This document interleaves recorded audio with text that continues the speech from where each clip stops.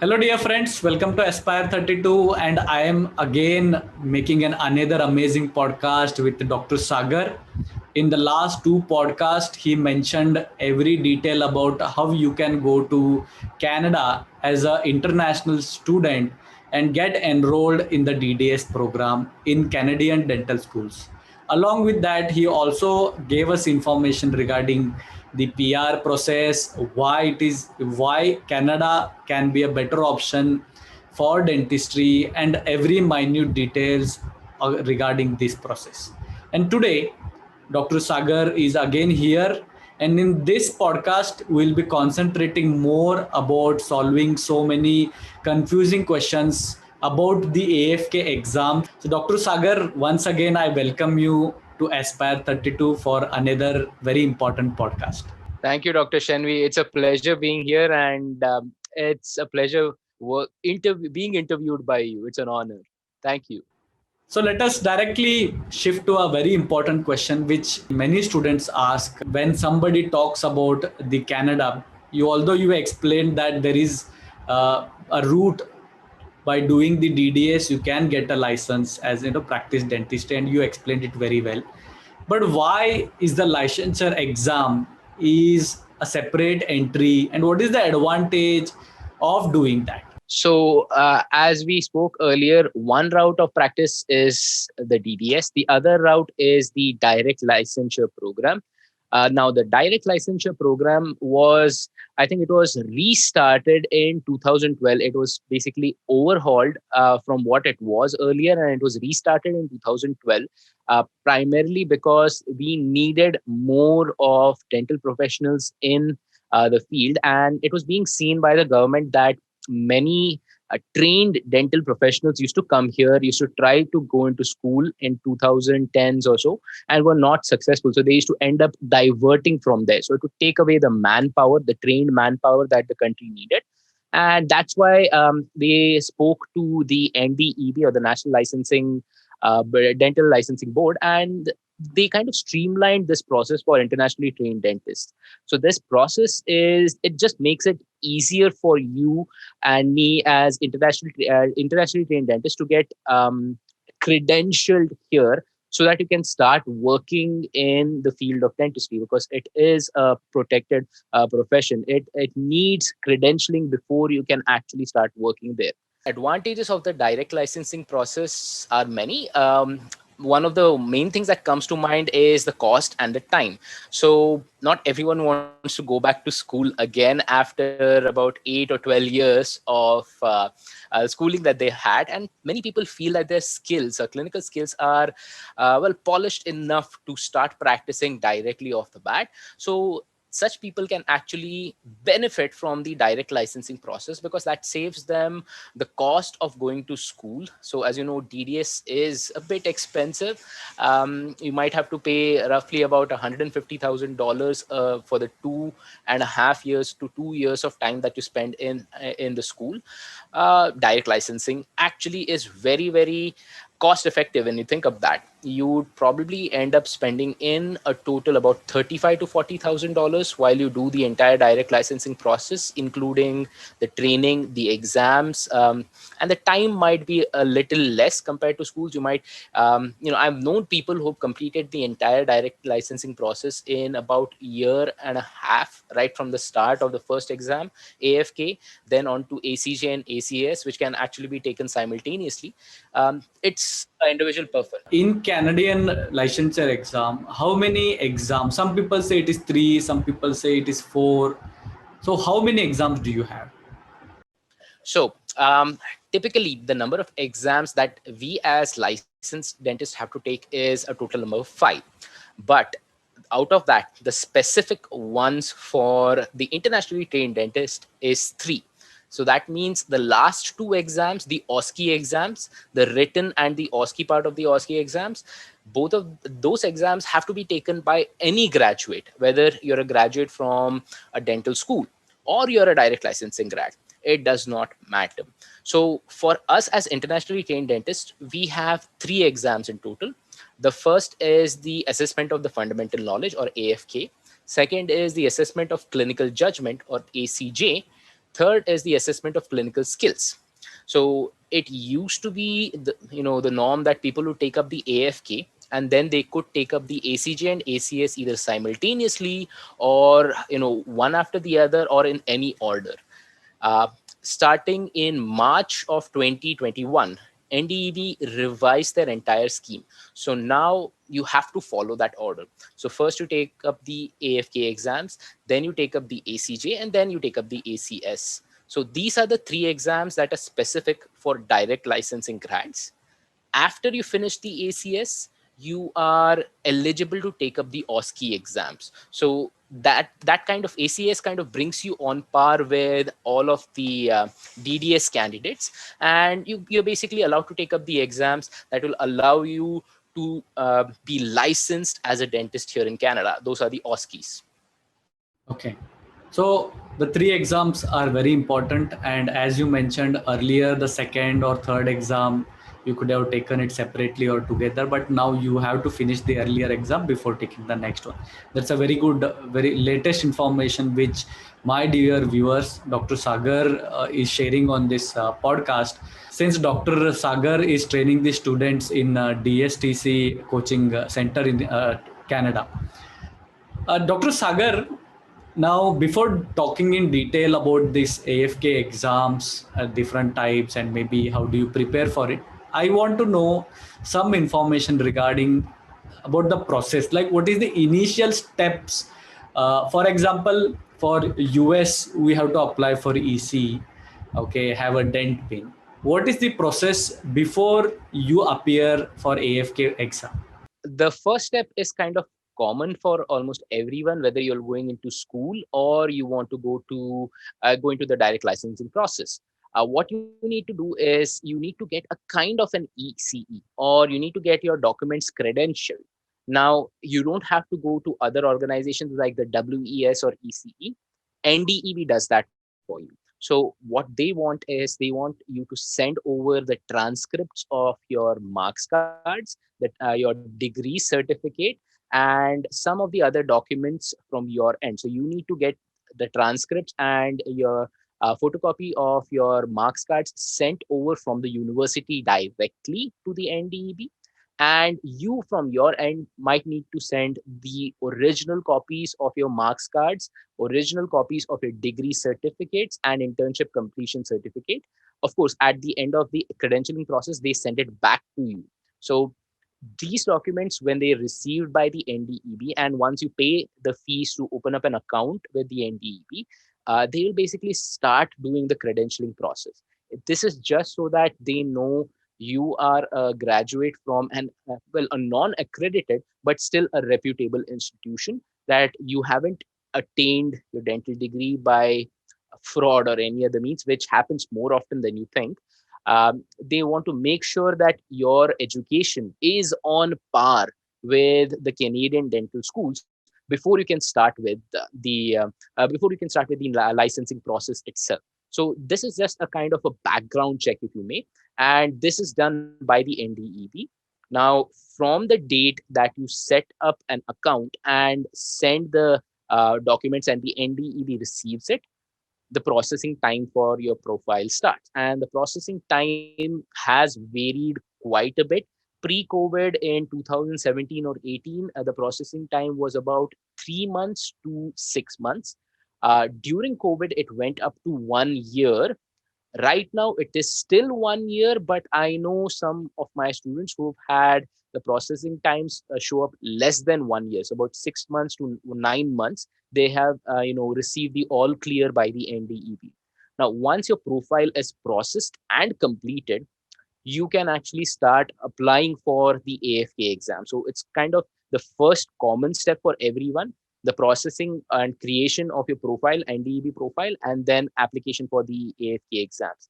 Now, all of the needed information on the documents, how they are to be sent over, what the processing time is regularly updated on the NDEB website. That is your best source to gain information. So some of the information does get outdated as we convey it, but the most current source of information would be the NDEB website. And no, you do not need any agents to help you with this process. So this is completely to be done by the candidate themselves. You don't have to, and you shouldn't use an agent for any of this. So if you do hear the point and someone's actually offering you a chance and they would get your profile done early on, that's kind of fraud. So just buyer beware kind of situation. Okay. Dear viewers, although Dr. Sagar has explained about PR in his earlier podcast, but if you watch it, if you want to watch it, the links are in the description. And I hope that you will watch those two parts before watching this podcast too. Or you can always go back after watching this video to the earlier one. And Dr. Sagar, is the PR necessary to apply for the AFK exams? No. In a short answer, no. PR is necessary for you to start working as a dentist, because as a permanent resident, you have the ability to apply for work here to gain meaningful employment. But the PR process is, it's kind of separate from the NDEB process or the licensing process. You do not need a PR to apply for the licensing process. You do not need a PR to take up the exams, even up till the OSCE.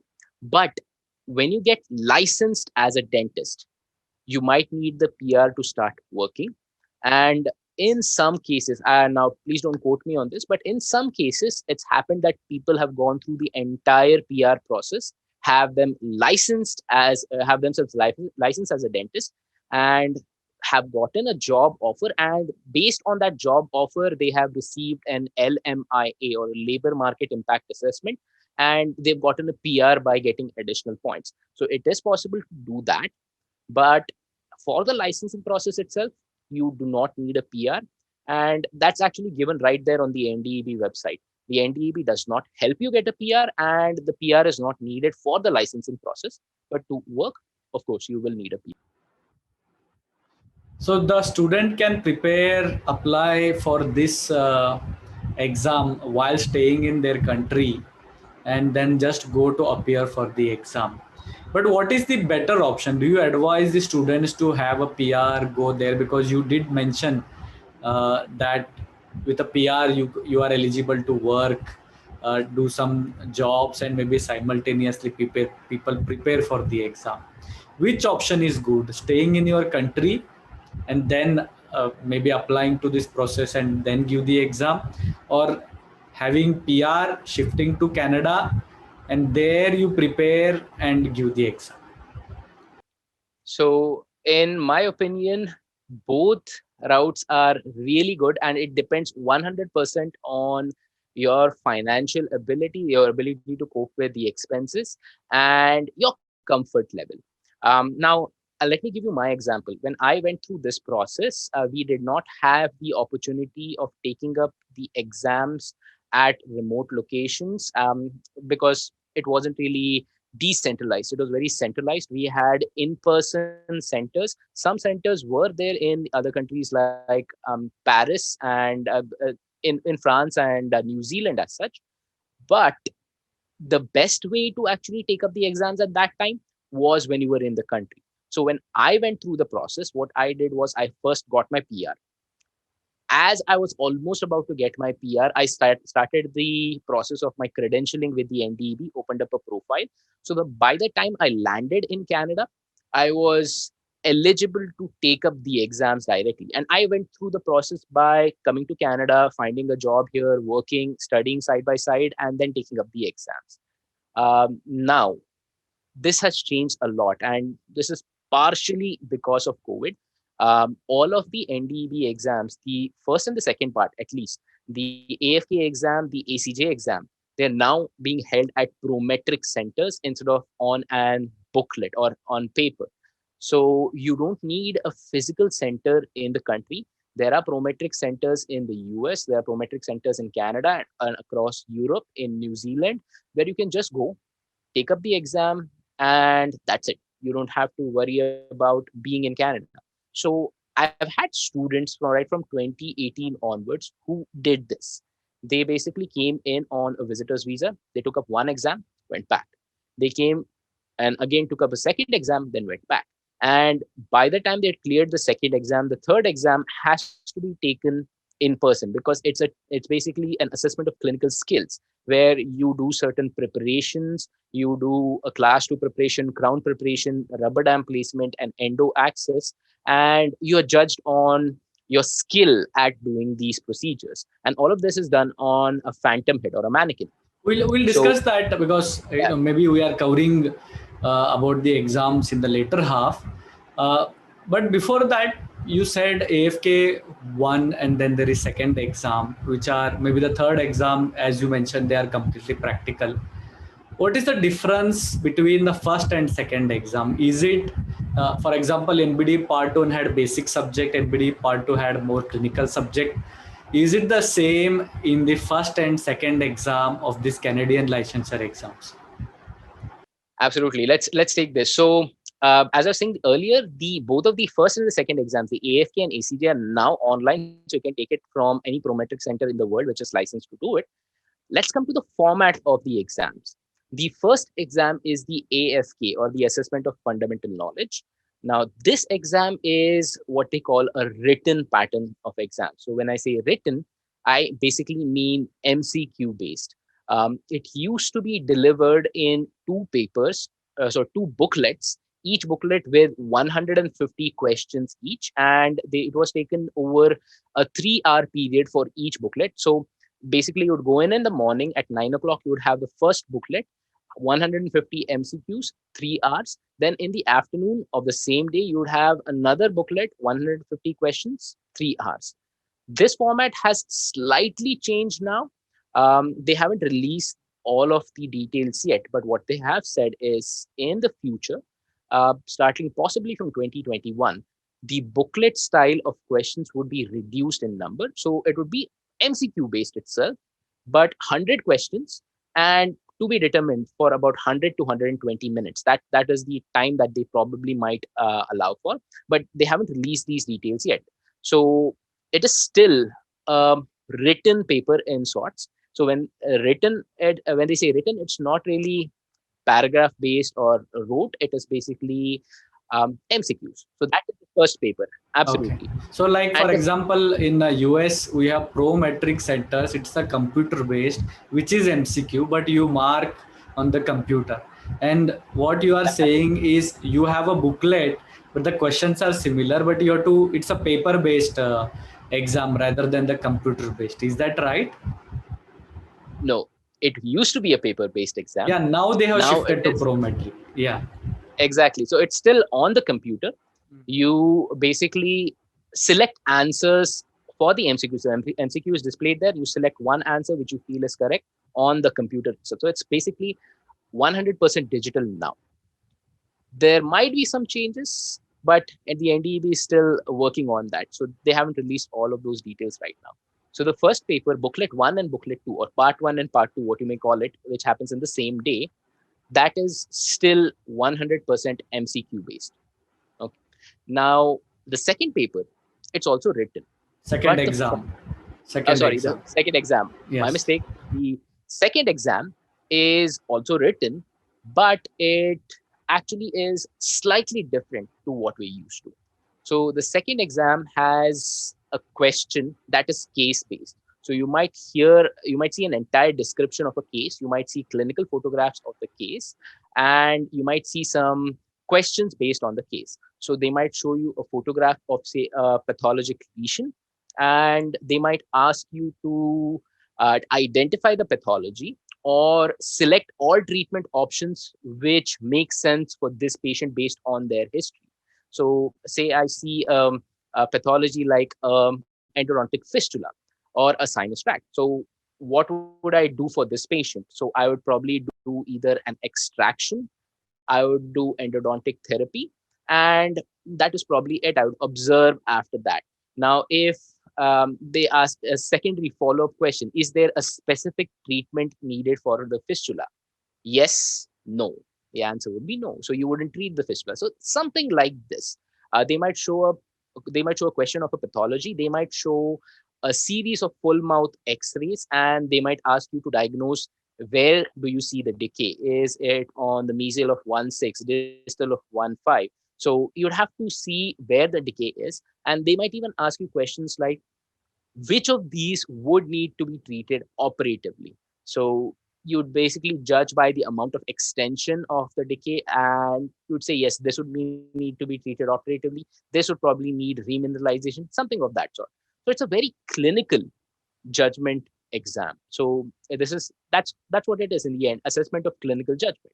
It tests your judgment by a case-based analysis.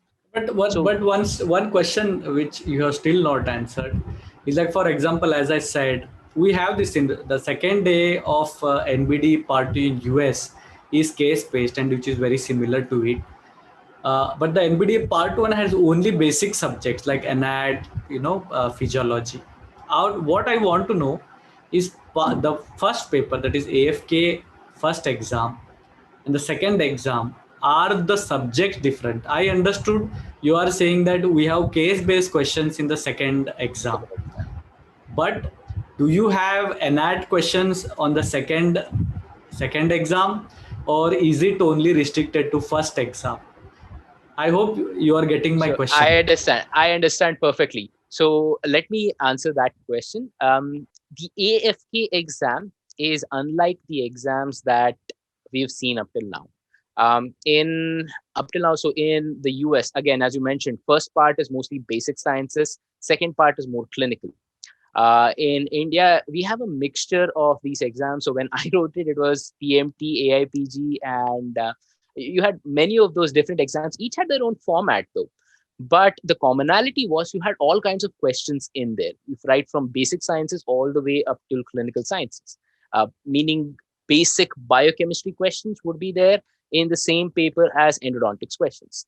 Now, the difference in the AFK exams is it is based on what you will read in the 4 years of DDS, completely in MCQ format, but you basically be asked questions that are very, very clinically oriented.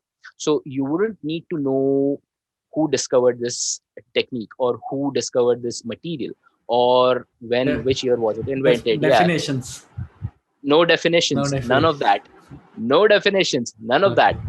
So if you have, say, a procedure like a connective tissue graft, they'd say which of the following cases or which of the following techniques would be applicable to this kind of, they'll describe a scenario.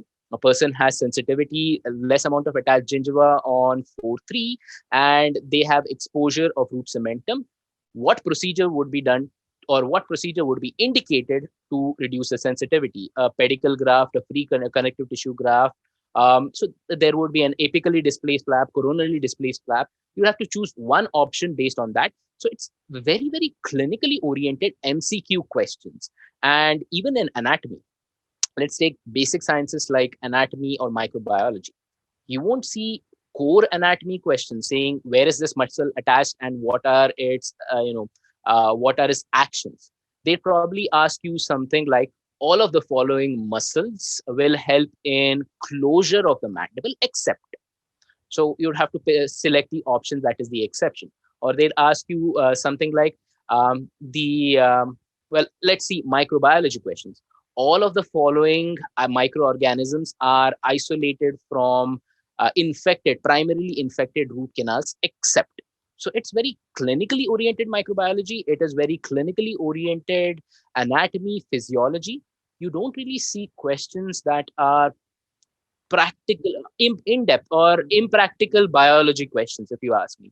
I haven't seen a single question that asks me about acidosis or alkalosis and the calculations in the kind that you used to see in papers in India. None of Yeah, that. yeah, it's quite even the US exam also asks the basic questions which are very clinically relevant.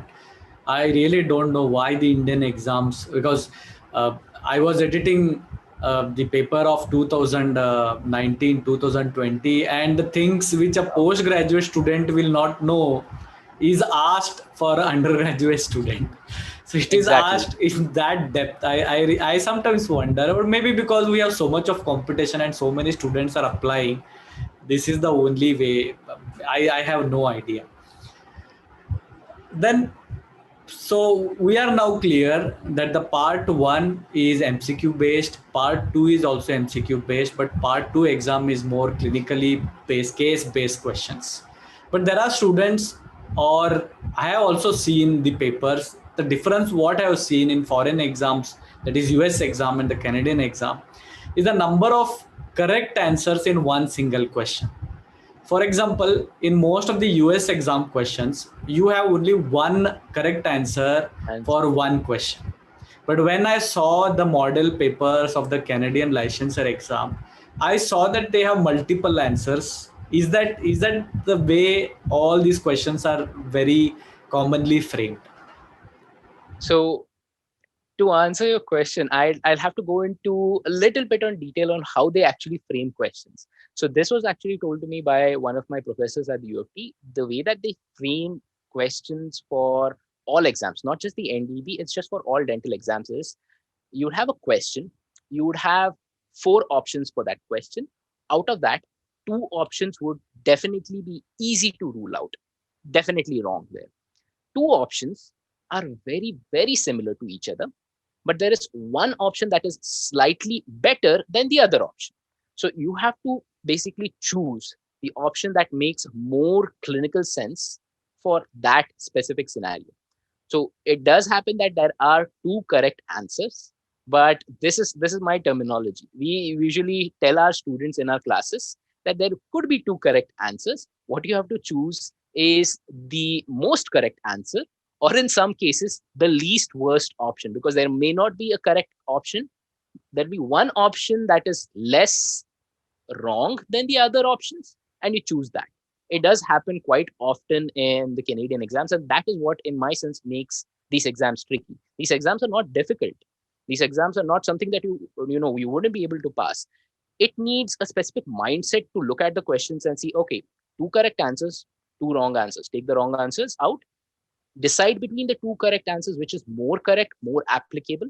So select the better option of the 2, or the least worst option if there are no correct answers there. That's my trick to approaching these exams or these questions. And I think, Dr. Sagar, this is my personal experience. What I have seen is the treatment plan in the foreign countries and the treatment plan what you have in India. This is what causes the confusion for the students. For example, even if we have a decay which is more toward the root surface, we try to be a conservative dentist here and try to save the tooth. And what I've seen in foreign countries is they would go, maybe they would extract the teeth and then they would do an implant, and this generally causes, I don't know, maybe the treatment plan what they follow maybe either is really right, or maybe they look at the overall success and prognosis very seriously, and this is what causes the confusion in few questions. Do you think maybe that is one of the reason? Absolutely. So